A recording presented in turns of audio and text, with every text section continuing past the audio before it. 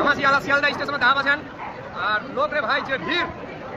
আমার লোক আছে আলা টিকিট লোকাল টিকিট ট্রেনের আলা আমার চর্ম লোকাল ট্রেনত যাবো আমার ক্ষেত্রে বারাসাত যাবো যাই হোক মিটো দেশিতে বলছি গোটে লোক লারে ভাই মোটি দেখেছি এ ভাই কি লাগালিব নাকি রে বাংলা বলবে জানু হিন্দি বলবে জানু ইংলিশ বলবে জানু গড়লাই জানু লেকিন মি বলছু ইচ্ছা করে দেশিত বলছু এই যে ব্লগটা করছি মি দেশিত এই যে শিয়ালদার অবস্থা দেখো এই টাইমটা দাওয়া বেশিকে ভিড় হচ্ছে শিয়ালদার দাহা বাজান এই দেখো পুরো একদম দেশিতে ব্লগ হচ্ছে ভাই হ্যাঁ একদম কারো কোনো অসুবিধা নেই তোমার দেশি যে সবটা বোলা পাবেন দেশি চালে সবটা বোলা পাবেন এটা তোমার কই নি বলবে আর কি দেখাম লোকলা কি দেখাম ওসরে আমার লোক হচ্ছে হাতত লোকাল ট্রেনের টিকিট আলা জামা হামা লোকাল ট্রেনত বসম